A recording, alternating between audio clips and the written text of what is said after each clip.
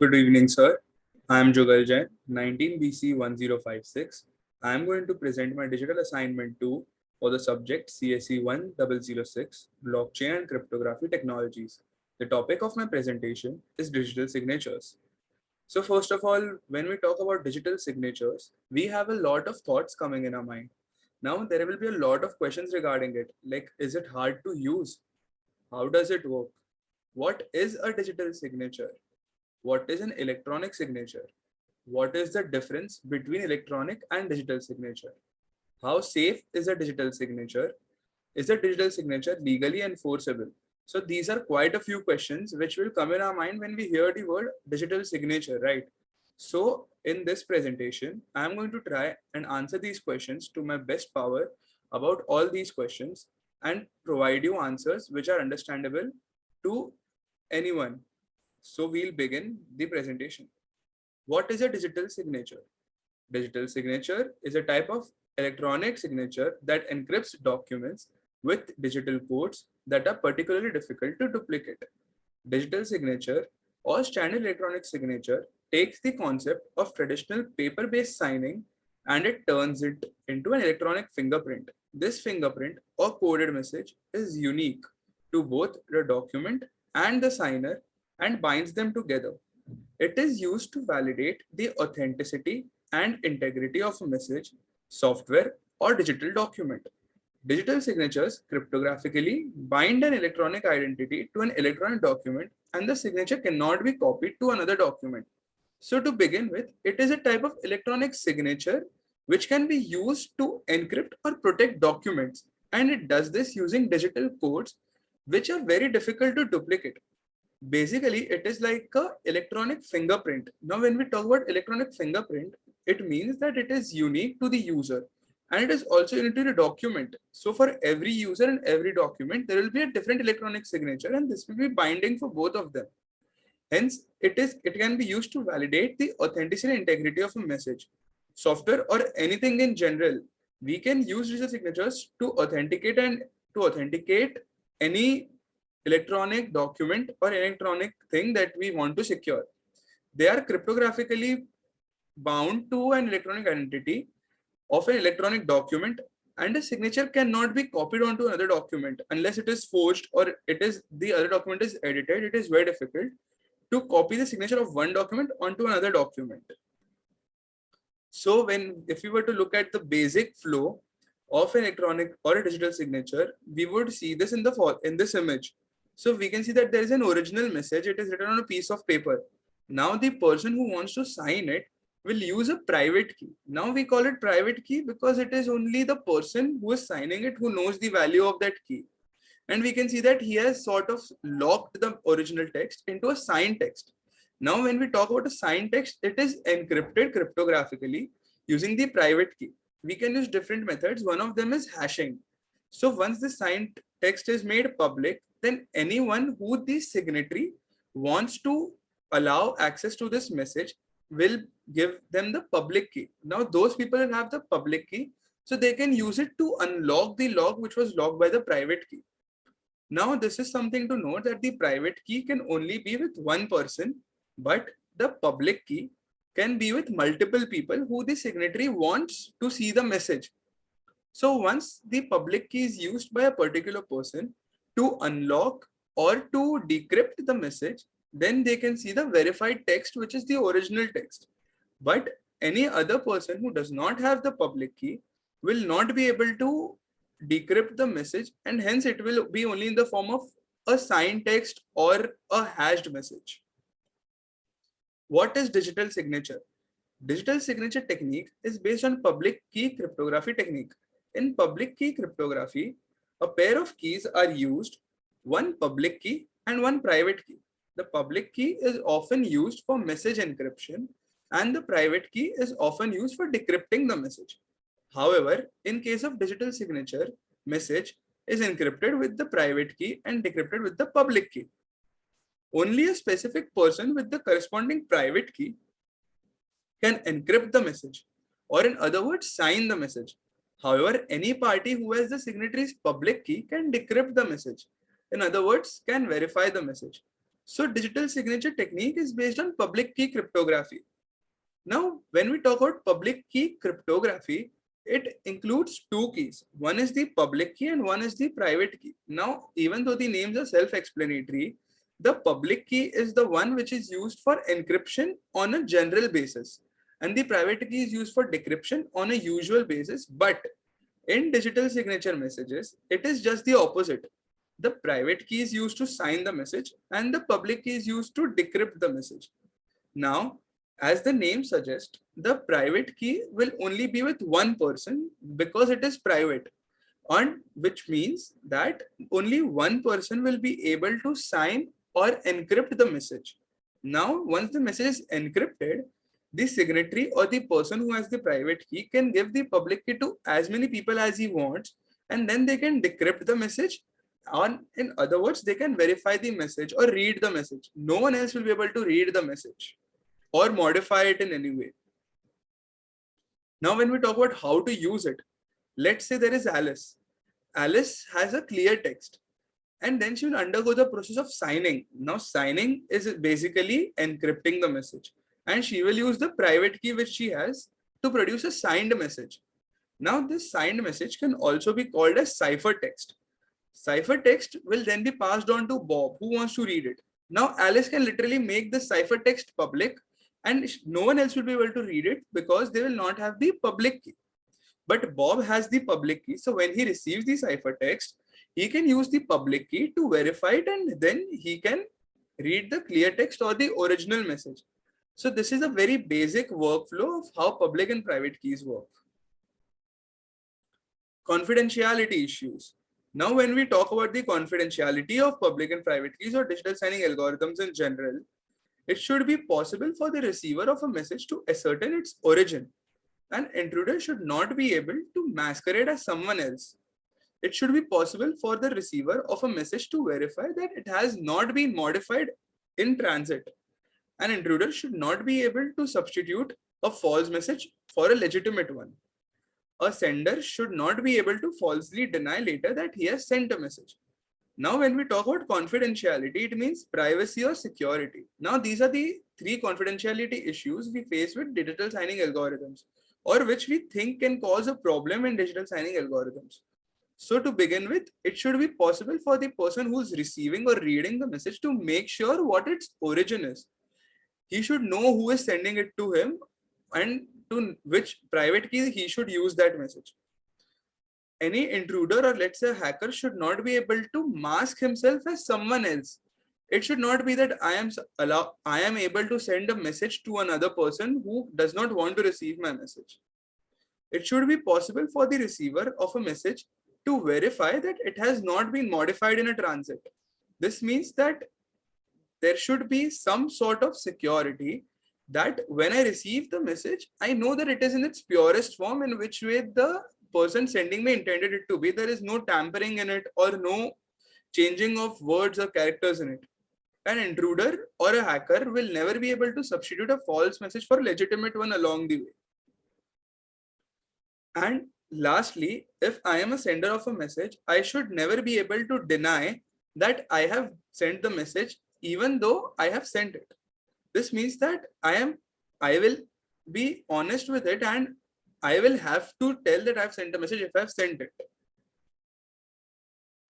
Now we will talk about the attributes of a digital signature. Now, a digital signature ensures the confidentiality via the following attributes: authentication, integrity, non-repudiation. Now, as mentioned above, we are supposed to find a solution to the confidentiality problem, and these are the three attributes that will ensure confidentiality of digital signatures. So now we will study each of them in detail, and I will try to clear all the doubts regarding them. So when we talk about attribute of digital signatures, there are three attributes basically: authentication, integrity, and non-repudiation. Authentication means the act of proving that you are who you say you are. Authentication means that you know who created and sent the message. Digital signature is used to authenticate the source of messages. It ensures the user of the sender. So basically, authentication should make sure that who sent the message owns up to it. It is used to authenticate the source of the message or the sender. And it ensures that the user who's sending the message is the sender and it is not changing. Integrity ensures that when a message is sent over a network, the data that arrives is the same as the data that was originally sent. Integrity is the assurance that information is trustworthy and accurate. Digital signature ensures the integrity of a message. So when we talk about integrity, what it means is that over a network, let's say I'm sending a message from India to USA. Along the way, it should not be tampered. It should not have changes of character or changes of information in it. This is what integrity means.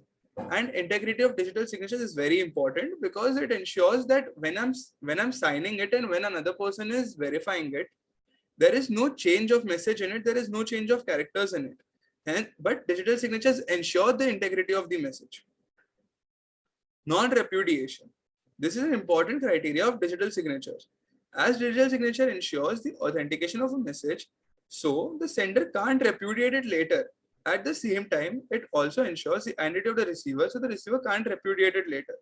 So basically, not only the sender, but also the receiver cannot repudiate or cannot deny the fact that they have sent or received the message. This is very important aspect of digital signature, which is rarely found in any other source of authentications.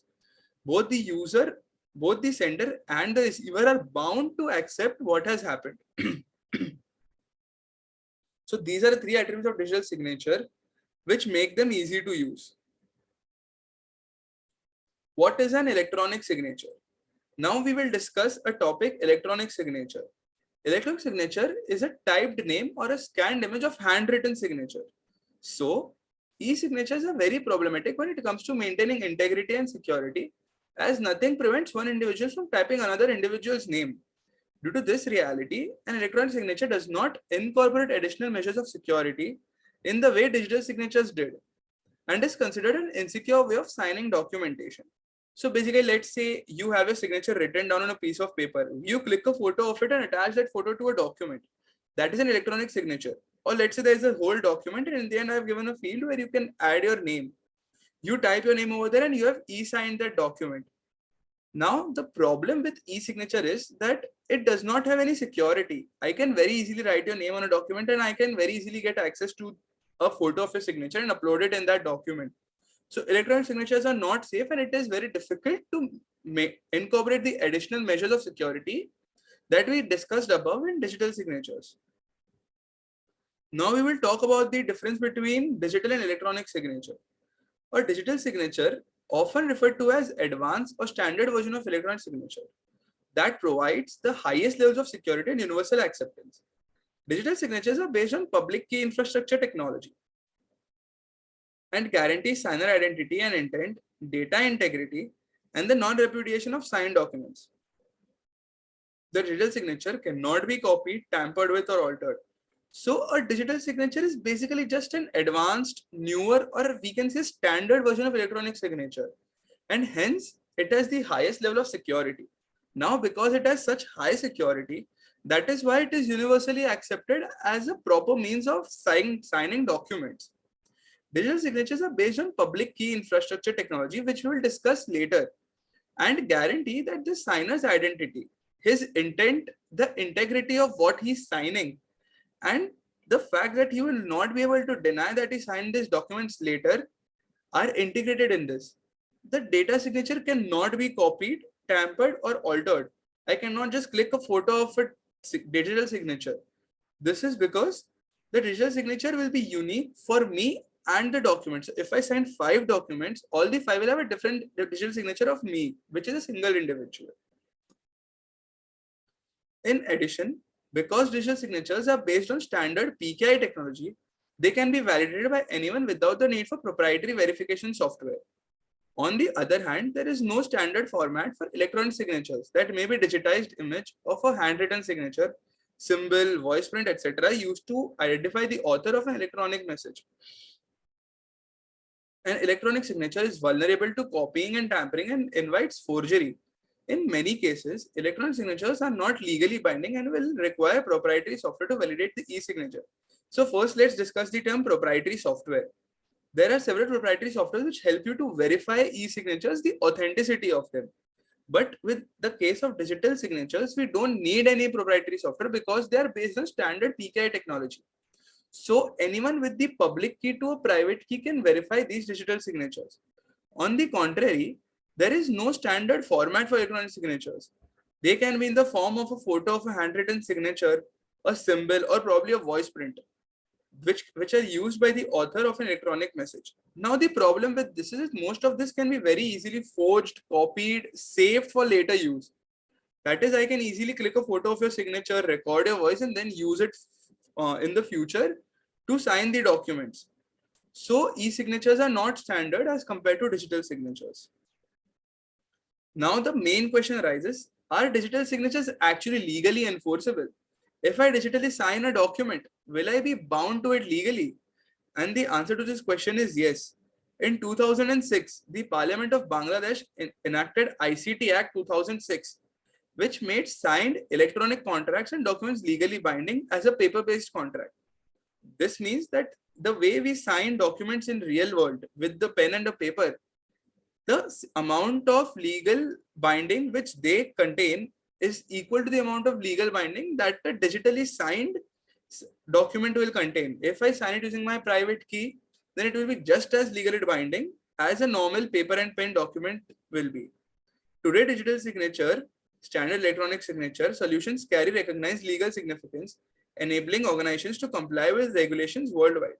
So in today's world, this standard electronic signature or digital signature which uses PKI technology carry recognized significance or publicly accepted significance, enabling organizations to comply with regulations worldwide. That is, every organization will have to accept digital signatures as a way of signing documents. What is standard?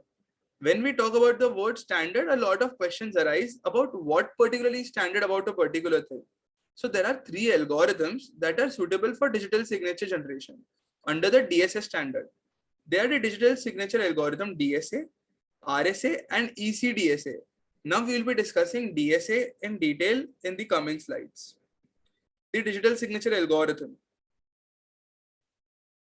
Now I'll be explaining the digital signature algorithm. The sender takes the input message, digest the input message using the message digest algorithm. Apply DSA using private key to encrypt the digested message. Here the digital signature is padded into the digested message. Create a data packet using the original message plus the encrypted message. Send the packet to the intended user. So as we can see that there is a message and there is a message digest algorithm. Now I will pass the message into the message digest algorithm to produce a message digest. And I have the private key since I am the sender. So I have the sender's private key. The message digest and the private key will then be merged to provide into an encryption algorithm, and this will create a data packet. Now, what will this data packet contain? The data packet will contain the clear text or the original message which I was intending to send, along with the padding, or padding in this way is adding the sign to the end of the message. So basically it will contain a padding of the user who is willing to send the message, and this will form the data packet, and this can be sent to the user or the receiver. The receiver now receives the packet.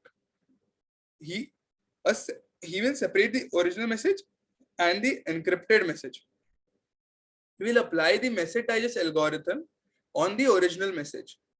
Now he will apply DSA using the public key on the encrypted message to decrypt it. At this stage, the digital signature is removed from the message and we get the digested message. Then we compare them. Now, when the receiver is receiving this message, he will first separate the message and the encrypted message. He will pass the message through the message digest algorithm and he will get a message digest, similar way to the way the sender did it. Then, for the encrypted message digest, he will pass it through the encryption algorithm, or we can say decryption algorithm, in which he will use the sender's public key. The receiver will have a public key which the sender has sent. So he will use that, and with the decryption algorithm, he will again get a message digest. Now, if both the message digests are equal, this means that the message was not tampered and it is the original message. But if there is even one bit of tampering, even one bit has been shifted, this means that the message has been tampered. Now we will talk about the parameters of DSA or digital signing algorithm. So the signature computation. A DSA digital signature is computed using a set of domain parameters. These are the 4 domain parameters for computing the signature. The private key X, a per message or data secret number K, data to be signed, which is very important, a hash function. And we will talk about signature verification. So a digital signature can be verified using the same domain parameters.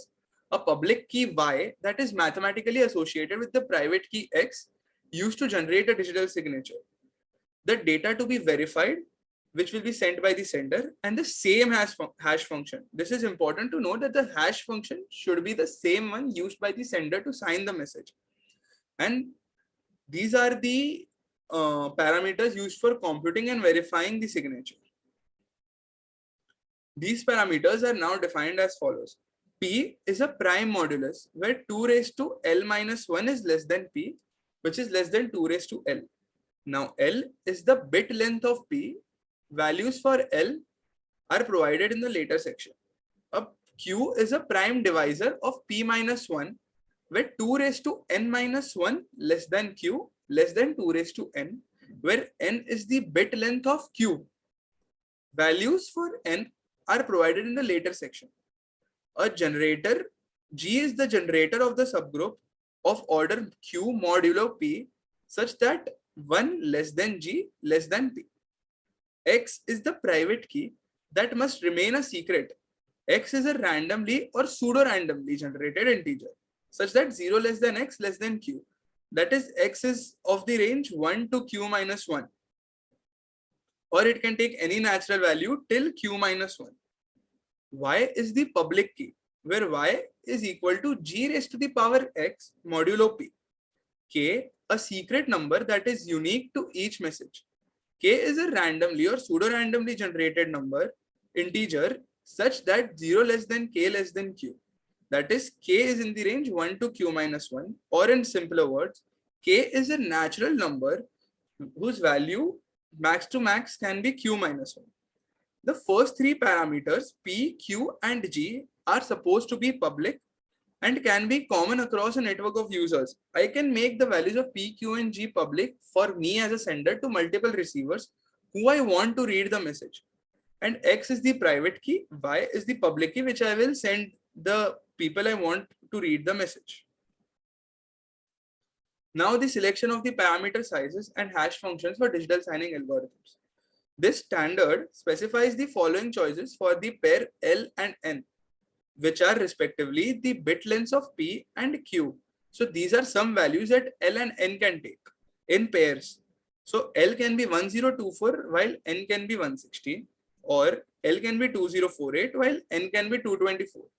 L can also be 2048 while N is 256, and L can be 3072 while N is 256. So it is important to note that these values need to be taken in the given pairs only. I cannot take L is equal to 1024 and N is equal to 256. The given pairs need to be followed. Now we'll talk about digital signing algorithm, how signature is generated by the sender.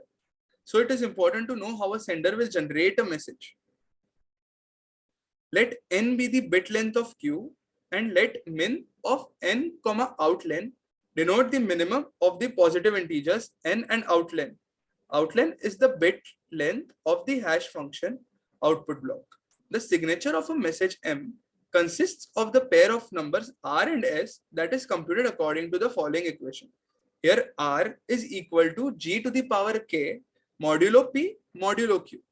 Z is equal to H of M. Here H is the hash function of M and Z is equal to the hash function of M.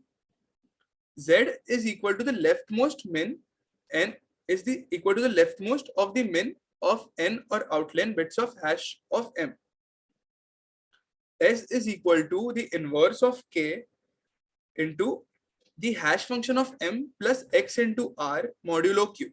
So these are the ways of calculating R, Z and S. When computing S, the string Z obtained from the hash of M is converted into an integer. So that and R and S is considered to be the signature of the sender. Now the signature of the sender is the private key which only the sender will have. And R and S is considered to be that private key. How signature is generated by the sender? The values of R and S shall be checked to determine if R is equal to 0 or S is equal to 0. If either R or S are 0, a new value of K should be generated and the signature shall be recalculated. This is because neither R nor S should be 0. Both should have values other than 0. It is extremely rare that R is equal to 0 or S is equal to 0 if signature is generated properly. That is, if all the procedures and calculations are done correctly. It is very rare because the DSA works on probability. So we can never say that the probability is 0, but it is very less that R or S will be 0. The signatures R, S are transmitted along with the message to the verifier. So these will also be sent to the person who is going to read the message.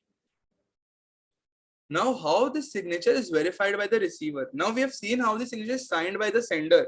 Now we will change the perspective and see by the perspective of the receiver who is going to verify the message.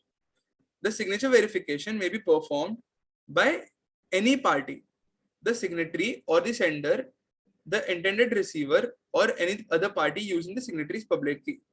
A signatory may wish to verify that the computed signature is correct or not before sending the signed message to the intended receiver. The intended receiver or any other party verifies the signature to determine its authenticity upon receiving the message. So the signature verification can be performed by anyone who the signatory wants to read the message. It is very important to note that the signatory should want the reader to read the message. Only then they can verify it. Only then he will share his key to the receiver. A signatory may wish to verify the computed signature is correct or not before sending the signed message. The intended receiver will then verify the message to determine the authenticity and the purity of that message. Now we will see how the signature is verified by the receiver. So let M dash, R dash, and S dash be the received versions of M, R, and S respectively. If everything goes according to planned, M dash will be equal to M, R dash will be equal to R, and S dash will be equal to S. It is important to know that if any one value is changed, it means that there's something wrong with the algorithm or there's something wrong with the message being sent. We will let Y be the public key of the claimed signatory and N be the bit length of N. Also, as mentioned above, minimum of N, outlen denotes the minimum of the positive integers N and outlen, where outlen is the bit length of the hash function output block. The signature verification process is as follows. The verifier will check that 0 is less than R dash is less than Q, and similarly 0 is less than S dash is less than Q. If either condition is violated, the signature shall be rejected as invalid. This was mentioned above as well, that R dash should be equal to R, S dash should be equal to S, and both these values can never be 0. They can only take natural numbers which are less than Q. So we need to verify this, and if this rule is violated, then the signature will be rejected and we will know that there is some error or some problem with the message which was transmitted. If the two conditions in the previous step are satisfied, that is, they are verified and there is no error in them, the verifier computes the following. W is equal to S dash raised to the power -1 or the multiplicative inverse of S dash modulo Q. Then Z is equal to the hash function or H of M dash. U1 is equal to Z into W modulo Q, which is equal to the hash function of M dash into W modulo Q, and U2 is equal to R dash into W modulo Q. Now V is equal to G raised to U1, Y raised to U2 modulo P modulo Q. The string Z obtained from the hash of M dash is converted into an integer just like the way we did in signing. It was converted into an integer. If V is equal to R dash, then the signature is considered to be verified. This means that the entire message is correct. If M dash is equal to M, R dash is equal to R, and S dash is equal to S, then V will be equal to R. These were the three conditions that we mentioned earlier. And if these three conditions are true, then V will be equal to R dash. If V is not equal to R dash, which means that either one of the previous three conditions was violated, then the message or the signature has been modified. We can be sure that there has been some tampering, some changing with the message or the signature or the entire data block as a whole. Now this signature will be considered invalid, and now we'll need to begin from the very beginning. The signatory will have to sign the message again. Now we will explain this using a very simple example of Alice and Bob. Alice wants to send a message M to Bob. On the sender side, Alice generates a random number k less than q. Alice generates r is equal to g raised to the power k modulo p modulo q, and s is equal to the inverse of k into the hash function of m plus xr modulo q. The parameters r and s are her signature. She sends these to Bob along with the signed message m dash. So basically what Bob will receive are the parameters r comma s, which are her signatures, and the signed message m dash. Now we will see using the receiver's end what Bob will do. Bob has received the message and signatures are m dash, r dash and s dash. Then Bob verifies the signatures by computing w is equal to s dash, the multiplicative inverse of s dash modulo q, or s dash to the power minus 1 mod q. Z will be equal to the hash function of m dash or h of m dash. U1 will be equal to z into w modulo q, or which can also be said as the hash function of m dash into w modulo q. U2 will be equal to r dash into w modulo q. V will then be calculated using g to the power u1 into y to the power u2 modulo p modulo q. And as mentioned earlier, if V is equal to R dash, then the signature and the message are considered to be authenticated. Otherwise, the signature or the message are not authenticated. That is, if V is not equal to R dash, signature is considered invalid. This also implies that M will be equal to M dash, R will be equal to R dash, S will be equal to S dash, which will imply that V is equal to R dash.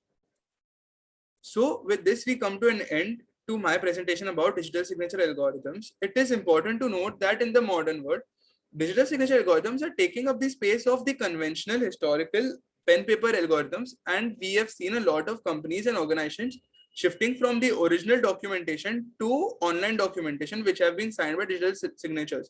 We can see how safe they are and how authentic they are, and hence this is the reason they are being used publicly, and their use is increasing manifolds as the time passes. Thank you.